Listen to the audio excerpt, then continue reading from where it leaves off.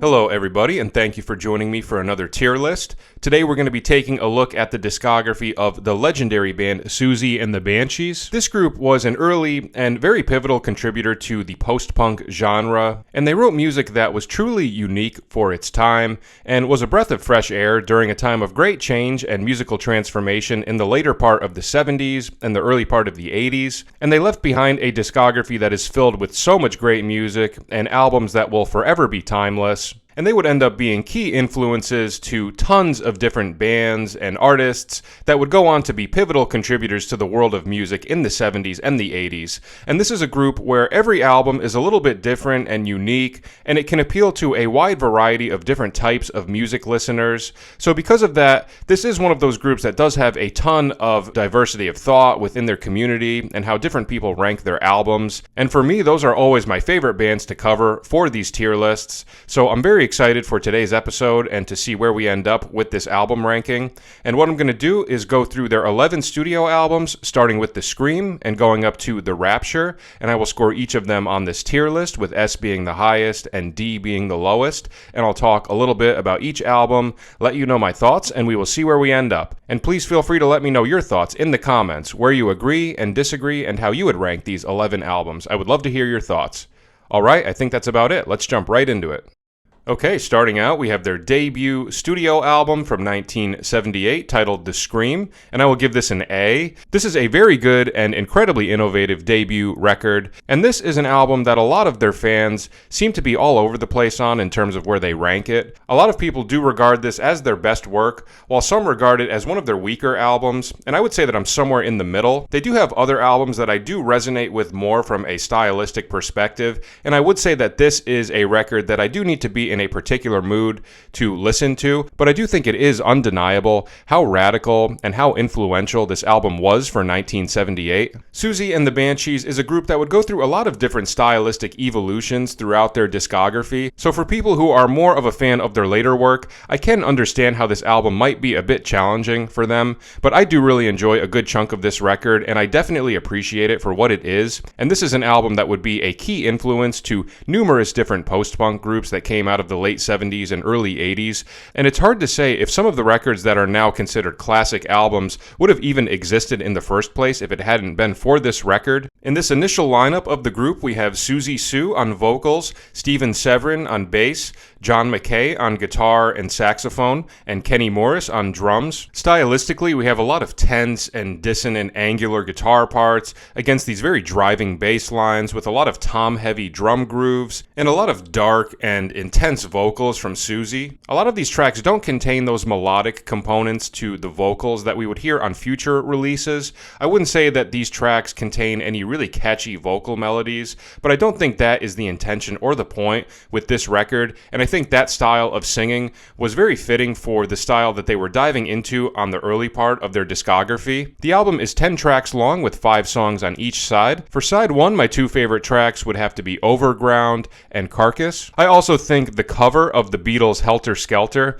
is very unique and super unorthodox. I wouldn't say it's a favorite cover of mine, but at the same time, I can't deny that they reinvented that song and just completely put their own spin on it. For side 2, my favorite tracks would be Metal Postcard, Suburban Relapse, and Switch, and while I do enjoy a lot of these tracks, at the same time, I don't think any of these would make my list of top 10 favorite Siouxsie and the Banshees songs. Like I said before, this album is one that I do need to be in a certain mood for, but when I'm in the right headspace, this can be a very enjoyable and very unique experience, and this is an album that sounds unlike anything else that came out in 1978, and its influence and impact on music just cannot be overstated.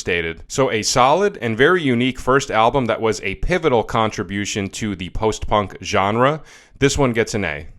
Okay, next we have their second studio album from 1979 titled Join Hands, and I will give this a B. I think this is a good follow-up to The Scream. I wouldn't say I like it as much, but I still appreciate it for what it is. It's a truly unique and fascinating sounding record. I would say of all of their albums, this is the one that is probably the most acquired taste for a lot of people. It's very tense and dissonant for a lot of it, and just has an overall very chaotic and unstable sort of feeling. And it makes sense as to why that is the case, because the main inspiration for this record was World War I and creating depictions of the atrocities that had happened during that period, and I think they definitely succeeded in completely capturing that feeling of chaos and uncertainty. And of all of the albums in their discography, this is probably the one that I go back to the least, at least as a full album. There are individual songs that I do enjoy on their own, but as far as listening to it as a full record, similar to The Scream, I would say I do need to be in a very specific mood to listen to this one, but I still really enjoy it and appreciate it for what it is regardless. As far as the sound goes, it continues off of that post-punk style that was established on the first record, but like I said, it does take on some much darker and more ominous characteristics. It's 8 tracks long with 5 songs on side 1 and 3 songs on side 2. For side 1, my 2 favorite tracks would be Regal Zone and Premature Burial. I really love the guitar work on Premature Burial, some very cool chord voicings with a lot of tension and dissonance. And as a guitar player, I always appreciate those more unorthodox sounding guitar parts. That's a very unique characteristic of the Siouxsie and the Banshees sound. For side 2, my favorite track would have to be Playground Twist, and that would also be my favorite song from this record. That was also the single from this album, and I think that was a good choice on their part. I would say this is the most normal sounding track on here, for lack of a better term. And I also love the follow-up track, Mother/Oh Mine Papa. It's centered around a music box, which creates a very eerie and disorienting sort of feeling, especially in the context of the album and the theme that it's going off of. And I think this is a very cool little detour to take before the last track of the album, which is a 14-minute track titled The Lord's Prayer. I've never been a huge fan of this song. I do think it goes on for too long, and for me, it's not one of those longer tracks that really keeps me engaged throughout it. But regardless of that, I still think this is a very daring and very ambitious album, especially for the year 1979, and they did a good job of taking the sounds that they had established on The Scream and giving it more of a darker edge, and successfully accomplishing the goal that they set out of making a record that captured the feeling of the horrors and atrocities of World War I in a very effective way. So I would say this is a pretty good album, but not one of their best. This one gets a B. Alright, moving on, we have their third studio album from 1980 titled Kaleidoscope, and I will give this a B. I have a lot of conflicting thoughts about this record because there is a good chunk of it that I really enjoy, but at the same time it does have a decent amount of tracks that I find kind of underwhelming, and I do think they have other records that would follow it that are even better, but I also really appreciate the changes that they had made on this record, and I think if it wasn't for some of those changes, we may not have gotten some of those amazing records that were to follow it. So I definitely appreciate it from an evolutionary standpoint in the group, but I wouldn't say it's one of their stronger records either. We have a lot of change happening at this point, both within the band and their personnel, as well as the songwriting and the stylistic territories that they would venture into, and it definitely marked a turning point for the group and where they would continue to go from this point onward. This album would mark the departure of John McKay and Kenny Morris, and they would be replaced by former Magazine guitarist John McGeoch, who also doubled on saxophone and sitar, as well as their new drummer Budgie, who was formerly in the Slits. And I think both of these changes were a very positive thing for the sound of the group and the overall musicianship. The sound shifts more on this record with the addition of synthesizers and drum machines on select tracks, which gives it more of an electronic feel, and because of these different elements that they had changed up, it very much feels like a new band with a new musical trajectory that they will continue to build off of, and I think that's evident right from the first couple of notes of the opening track. The album is 11 tracks long with 6 songs on side 1 and 5 songs on side 2, and I would say that I really enjoy about 65 to 70% of this album. I think some of the songs on here are very solid, but there are some tracks here and there that I could do without. But all in all, I think it is a decent record, and it does contain a couple of songs that I would say are their best songs up to this point. For side 1, I absolutely love the first song, Happy House. I think that was the perfect choice for the opener. It kickstarts everything beautifully and is a great introduction to this new side of the Siouxsie and the Banshees sound. I also really enjoy Trophy and Lunar Camel. I really love the spacey, ambient, and electronic vibes of Lunar Camel, as well as the very colorful vocal melody. I've never been a huge fan of Tenant or Hybrid, though. Neither of those tracks really do anything for me, but side 2 I think is even better than side 1 one with a couple of really exceptional tracks like the opener Christine, which is by far my favorite song from this record and a track that would make my list of top 10 favorite Siouxsie and the Banshees songs. That song has such a great darkness and intensity to it, and stylistically what they're doing on this track is definitely my favorite side of the Siouxsie and the Banshees sound.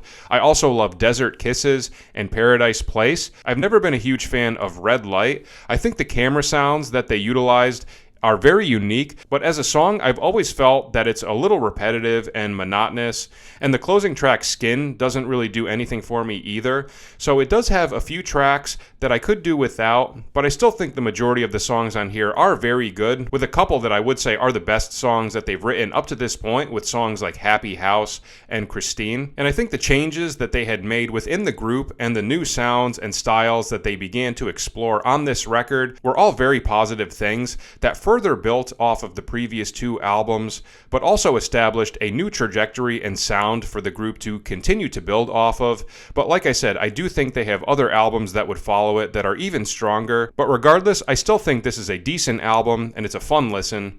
So this one will get a B. Alright, next we have their fourth studio album from 1981 titled Juju, and this one gets an easy S.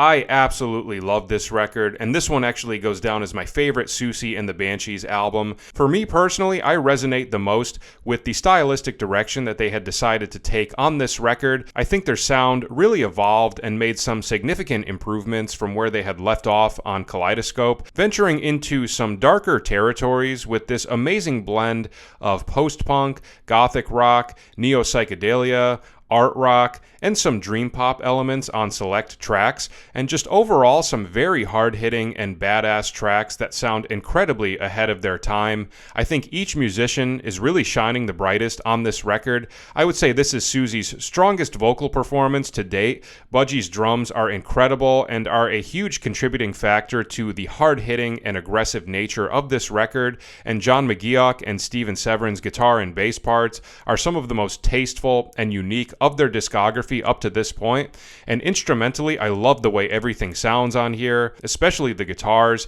I think this is also their best produced album to date, and this fusion and exploration of different styles combined with top-notch songwriting and production resulted in what I think is the best record of their discography. It's 9 tracks long with 5 songs on side 1 and 4 songs on side 2, and I love both sides of this record, but side 1 I think is particularly exceptional. All 3 of my favorite songs from this record happen on side 1, with Spellbound, Into the Light, and Monitor, all 3 of which would also make my list of top 10 Siouxsie and the Banshees tracks, and they're all just such strong and such unique tracks in their own regard. Side 2 gets a little moodier and spacier, with more experimental elements popping up from track to track, and I know a lot of people say that this album is front-loaded and that side 2 isn't as strong as side 1, and while I would agree that side 1 is the superior of the two, I still love side 2, and I think it provides a really nice change of pace that contrasts side 1 so nicely and still contains some very high quality tracks. My favorite track from side 2 would have to be Night Shift.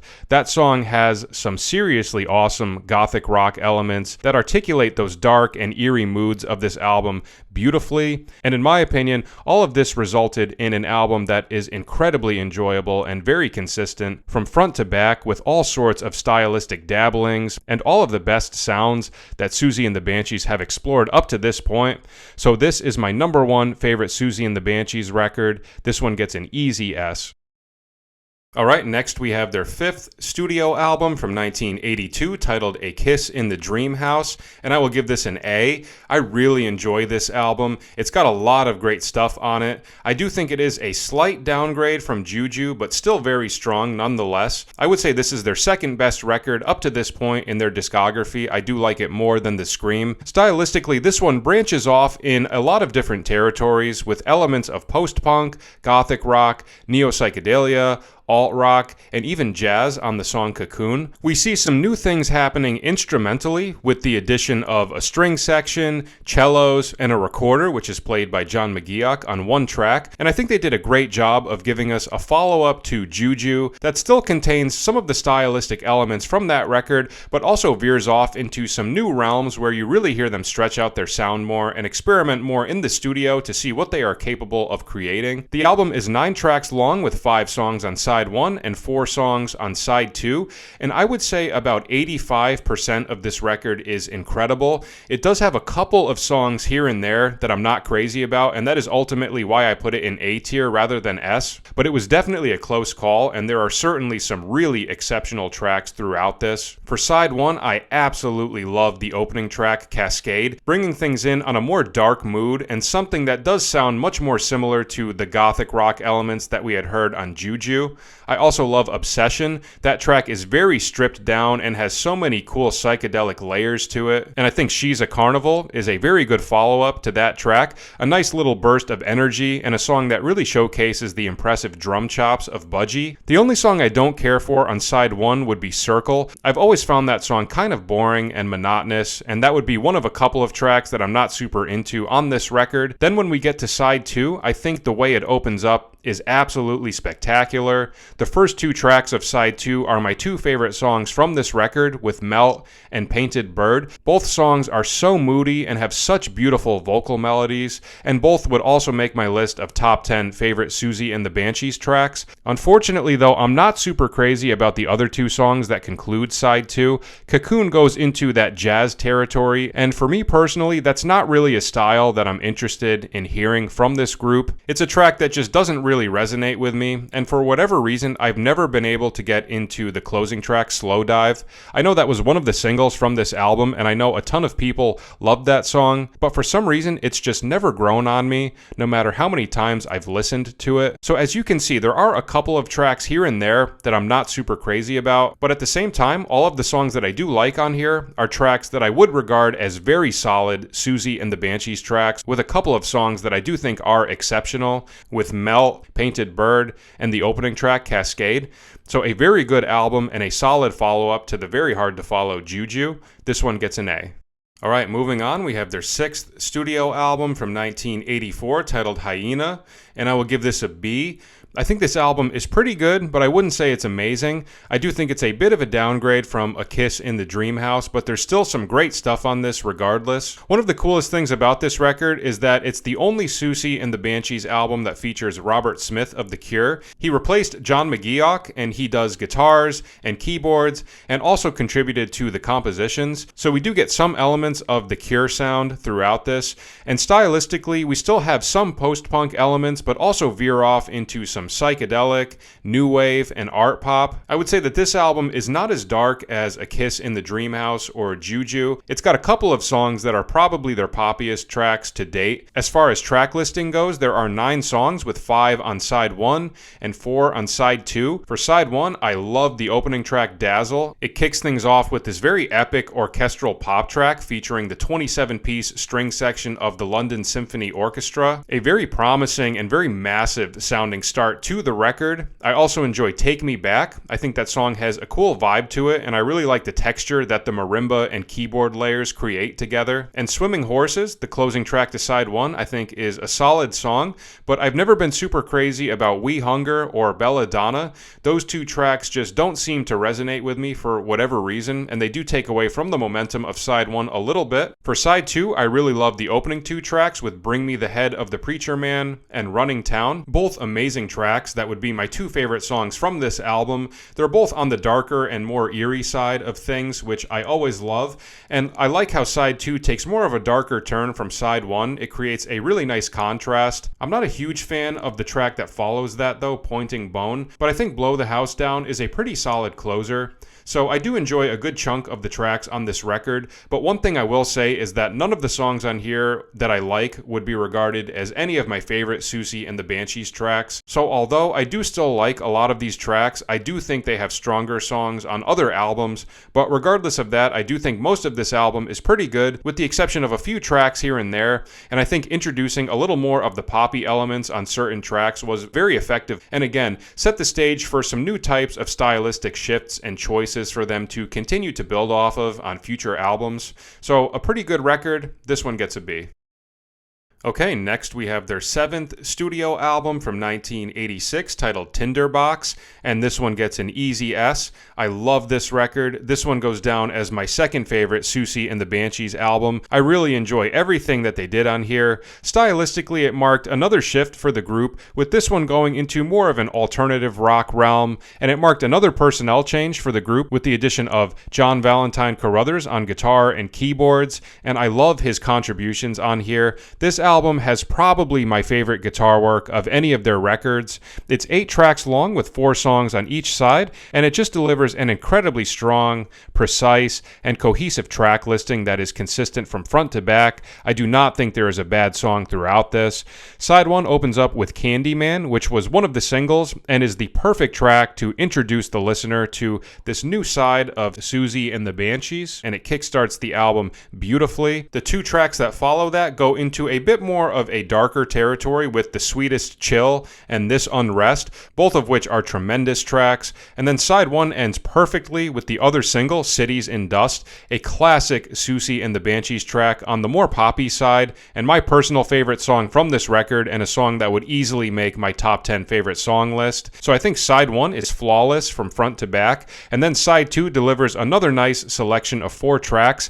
Similar to what I said about Juju, I do think side 1 is the stronger side of the 2, but side 2 is still very good and doesn't have a bad song in my opinion. My 2 favorites from side 2 would be Parties Fall and 92 Degrees, which is a very dark and ominous song that gives us flavors of old school Siouxsie and the Banshees, and I think they did a great job of introducing some new alt-rock and more pop elements throughout this record, but still incorporating tracks that are more reminiscent of their earlier styles, and they did it in a way that sounds very organic and doesn't feel forced at all, and I think it resulted in a very consistent record from front to back with some seriously amazing tracks. So this is my second favorite Siouxsie and the Banshees record. This one gets an easy S. Alright, moving on, we have their 8th studio album from 1987 titled Through the Looking Glass, and I will give this an A. I think this is a really fun and very enjoyable record that is a lot different from all of their other albums. This is a collection of 10 cover songs ranging from a wide variety of different artists and styles, and I think the choices that they made on here were very effective, and their interpretations of all of these songs are very unique and tasteful, and this sounds nothing like your typical cover album. In a lot of instances, if I didn't know the original songs, I would have no idea that they are covers, because they do a great job of reinventing some of these songs and putting their very unique spin on them.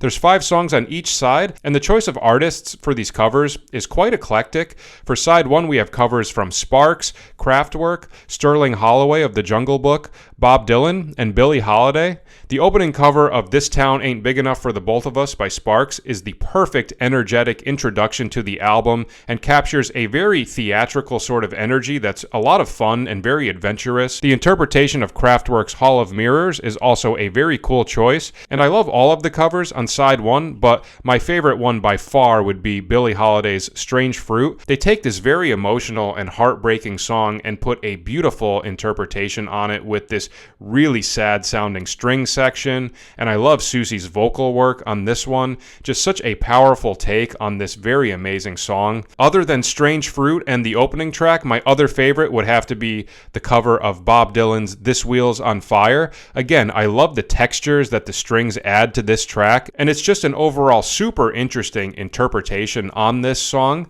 Side 2 then delivers 5 more covers of tracks by The Doors, Iggy Pop, John Cale, Roxy Music, and Television, and the covers on side 2 are closer to resembling the originals, but regardless of that, I still think it was a very solid selection of song choices, and they still have plenty of elements that make them unique. The Doors and Iggy Pop covers would be my two favorites from side 2, and I appreciate the fact that they didn't choose one of the more cliche songs for a Doors cover. Your Lost Little Girl is a popular song, but it's not one of the most mainstream choices that they could have made, and I really appreciate that. And in general, I think this is just a very solid choice of covers, and they put some amazing interpretations on each of them, and I think this is definitely one of the best cover albums to come out of the 80s. And anytime I'm making one of these tier lists, I always struggle putting any cover albums in S tier because, it's not original material and it just kind of feels weird giving a cover album that high of a score. But this is definitely one that I would say is right on the cusp of getting an S, and I think they knocked it out of the park with this one. So an awesome cover album. This one gets an A. Okay, next we have their 9th studio album from 1988 titled Peep Show, and this one gets an easy S. I really love this record. This one goes down as my third favorite Siouxsie and the Banshees album. I think they knocked it out of the park with this one. At this point in the group, they were a quintet for the first time with the addition of guitarist John Klein and multi-instrumentalist Martin McCarrick, who does cello, keyboards, and accordion. And I think this new 5-person lineup enabled them to experiment with more layers and even more textures throughout these songs. I love the stylistic shifts that they took on here, giving us some tracks that are in more of a pop and alt-rock sort of territory, but also giving us a fair share of songs that are more in that stripped down, ambient, and experimental sort of territory. So I think it offers the best of both worlds when it comes to where Siouxsie and the Banshees were at stylistically at this time. This album is 10 tracks long with 5 songs on each side. It opens up with Peekaboo, which is a pretty significant stylistic detour for them, much more on the poppy alternative rock side of things, but a very cool and very catchy track that I really enjoy. My favorite tracks from side 1 would have to be Scarecrow and Carousel. Both songs are very tasteful with lots of catchy melodies, but also very vibey and ambient instrumentations. The only track I could do without on side 1 is Burn Up. That song has never really resonated with me, but I do think the remainder of side 1 is spectacular. For side 2, we've got 5 more tracks, and I think this side is perfect from front to back. All 5 songs are very strong and offer different unique characteristics, but are all centered in this very moody, ambient, and euphoric backdrop, which I absolutely love. Side 2 kicks off with Ornaments of Gold, which is a rock-solid opener with a very catchy chorus. Turn to Stone is another awesome track with a nice darkness and intensity to it. And then we take a turn with some beautiful stripped-down melodic songs with Rawhead and Bloody Bones and The Last Beat of My Heart, both of which have very tasteful vocal melodies and lush instrumentations. And the closing track, Rhapsody, starts on a more stripped-down, eerie sort of mood and then picks up the energy, and it closes the album on this very dark, intense tone that feels so satisfying and concludes this album in the most perfect way possible. So I love everything they did on here. The stylistic direction they went in was very fitting for where they were at this point in their discography, and it delivered some top-notch songs that I would regard as some of the best compositions of the later part of the Siouxsie and the Banshees discography. So an incredible album, my third favorite Siouxsie and the Banshees record. This one gets an easy S.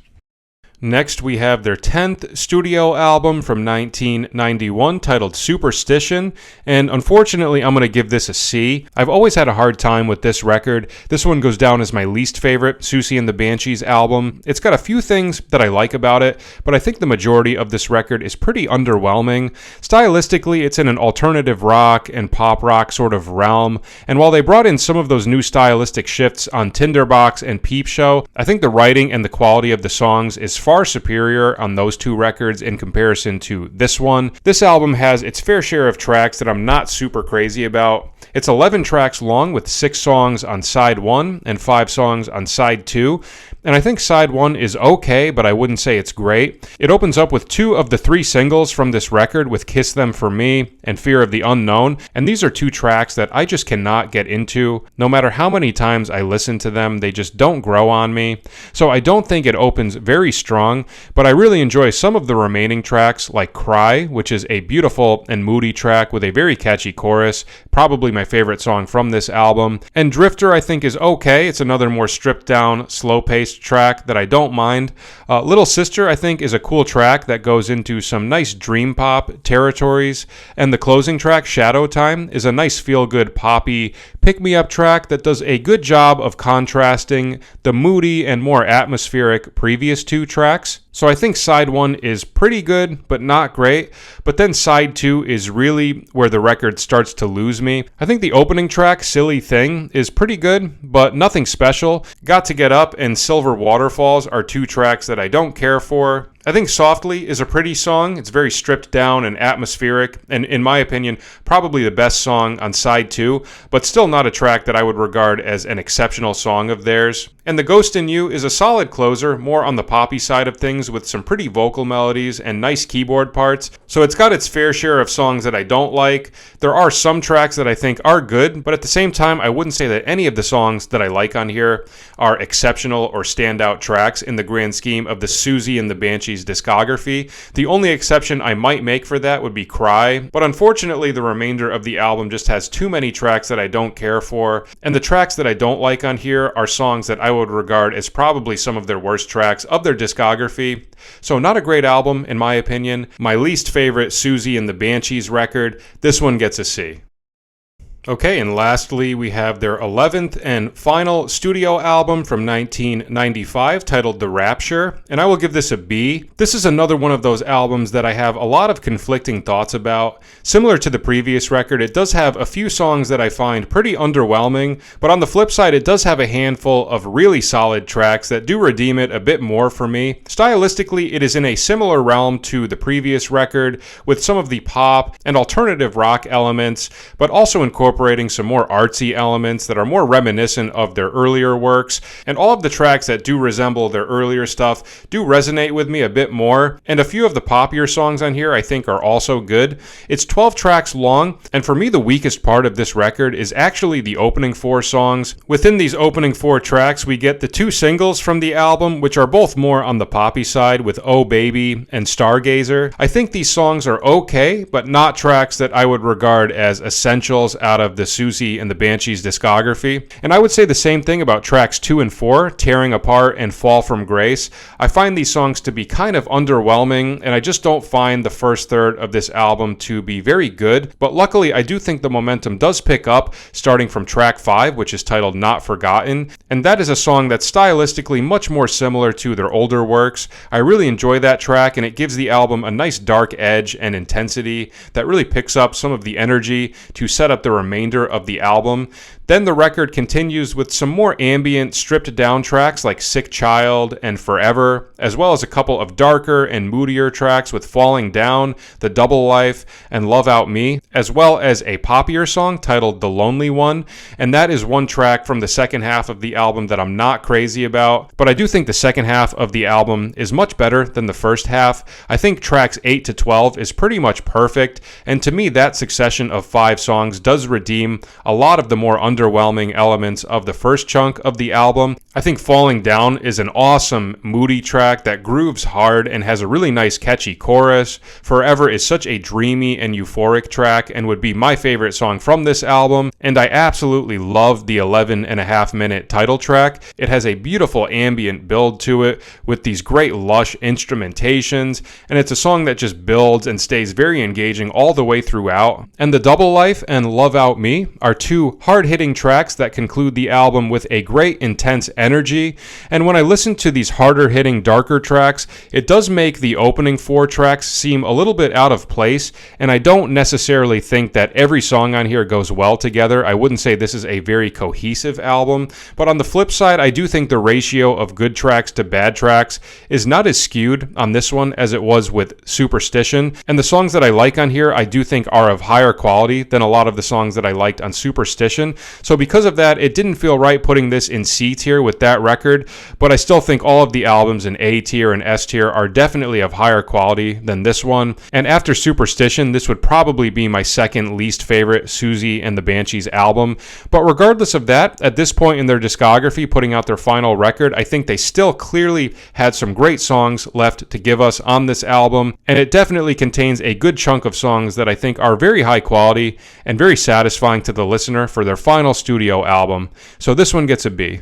All right, we did it. We went through their 11 studio albums, and this is what I came up with. I gotta say, this was a pretty hard video to make. I needed to re-listen to a lot of these records to really solidify my thoughts on each of them, and this discography is just so adventurous, and it takes so many stylistic twists and turns, and the trajectory that this band followed was very brave and unlike any other group from their time, starting with the post-punk flavors and evolving into some more dark, gothic rock territory, and then eventually getting into more of an alternative rock and pop rock sort of realm. And they are a band that will forever be timeless and were hugely influential to so many key musical figures of the past 45 years. So that is it for today's video. Thank you so much for watching. I hope it was enjoyable. And if you're interested, please feel free to check out some of my other tier lists linked in the comments and the description and see if there's anything else that you may like. And like I said, please feel free to let me know your thoughts in the comments, where you agree and disagree, and how you would rank these 11 albums. I would love to hear your thoughts. All right, that is it for today. Thanks again for watching, and I'll see you at the next video. Take care.